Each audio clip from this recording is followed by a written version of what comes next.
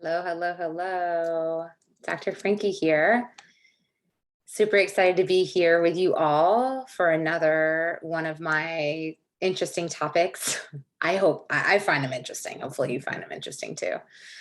Today we're going to talk about a tough one, how to talk about bad sex. Not easy. So hopefully you take something away from today's topic. And if you have any questions about this topic, comments, please, please, please drop them beneath this video. I want to hear what you have to say, what you think about it, if you've had any experiences, how it went for you, and so on. Would love to hear. So how to talk about bad sex. We're often told that the key to good sex is good communication, letting our partners know what we like and making a lot of space for them to tell us what they like too, and keeping open lines of communication as time progresses. Most of us do the best we can at this, but sometimes no matter how much we share or how clearly, the sex just isn't good. This is a bummer, especially if it's with someone we like a lot and otherwise feel compatible with. And it can be hard to figure out how to tell them that what they're doing isn't actually working. Hearing that we aren't meeting someone's needs is always hard, and it may trigger pre-existing insecurities many of us have around our experience level or coming out later in life, things like that. Although it may never be an easy conversation to have, here are some of my thoughts on how to have the best outcome possible. Set a broad precedent for open communication. The best way to make sure you and your partner both feel comfortable with honest conversations around loaded, emotionally challenged topics like sex or your satisfaction in the relationship is to establish skills and trust around open communication about the smaller stuff. If you can't tell your partner that you don't like how dark she cooks your toast in the morning, it's going to be really hard to tell her that the way she's been touching you doesn't feel good. Practice setting small boundaries and giving small constructive feedback in lower stakes situations. For example, actually, it would be a really tight turnaround for me to pick you up from work today. Do you think you could take an Uber? Baby, thank you for making my lunch. Next time, could you put the avocado on first, then the lettuce? I like it better because that way the bread doesn't get so soggy. If you don't already have direct communication established, this might feel difficult, or you might get some pushback. That's okay. That's why you're practicing. Notice how you react when your partner expresses issues as well. Try to model the kind of response you want to see from them. Bring it up in the moment. You may not feel confident about delivering an articulate and tactful 101 lecture on how you want to be touched while you're in the middle of things, and that's okay. You don't have to.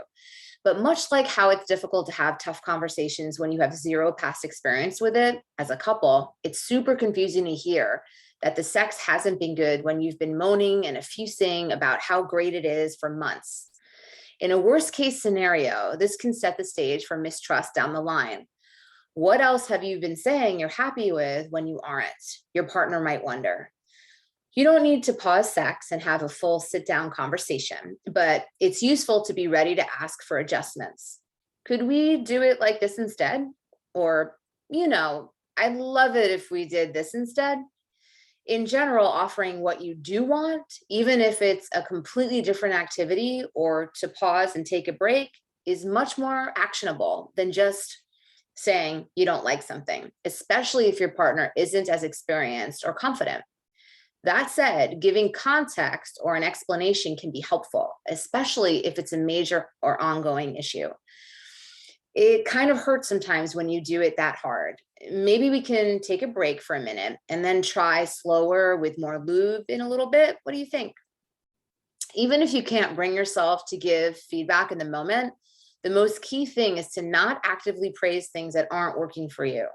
Although using a praise sandwich is fine, mentioning something you don't like is only one item among other things you do like. Resist the impulse for a white lie. And whatever you do, don't fake an orgasm.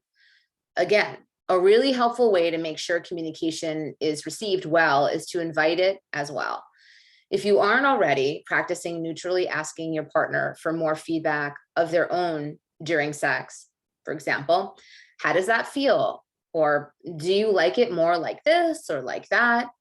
Hearing feedback about bad sex may feel like an attack to you or your partner, especially if they know you actually want to hear how it is. It's like, it's hard to take feedback, right? Especially when you're in a vulnerable situation like that. But we've got to be communicating about this stuff. Bring it up later if you can't bring it up then. If it's a major or ongoing issue, a sex act that's really important to you is something that just doesn't feel good the way your partner does it.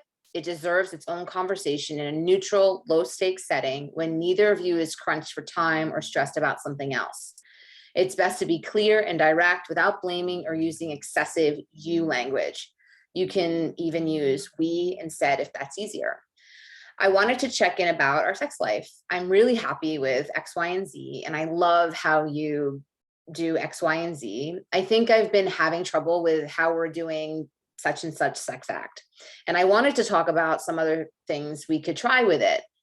I think this part doesn't feel that great to me. And I think it's because of whatever the reason is, you insert that. I wonder if it would be better to do this thing this way instead. What do you think? You can be as concrete and constructive as possible in the moment and offer advice or feedback about what you prefer. But even if you can't, the most important thing is that the topic is opened up now, and going into the next time you have sex, your partner will know to be aware of it and hopefully solicit input from you. Again, don't forget to ask your partner for their thoughts too, and really listen. Is there anything they wish were different about your sex life or would like to try? For all you know, they also have some constructive criticism and are relieved to be asked. So try to be open, try to be gentle, try to just come from a place of like curiosity and expressing your feelings, but in a gentle way, because it's such a delicate topic. It's like, we're really, when it comes to sex and intimacy, we're not great at having those conversations. Many of us grew up in households where it just wasn't fostered. It wasn't promoted. So people don't feel comfortable. It causes a lot of anxiety.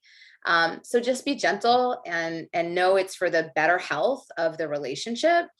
And it's for our own self-growth. We can all do better at communicating more honestly, more effectively, more timely. And then also keep in mind, if it's easier to have a conversation when you're not being sexually intimate and you feel like that in your core, then follow that feeling. Don't actually bring it up during sex unless it feels like you can make a gentle gesture, suggestion, and your partner is somebody who isn't going to get too easily offended or shamed, then go for it. But otherwise, save it for when you're not in that sexual moment and it doesn't feel so vulnerable and exposing.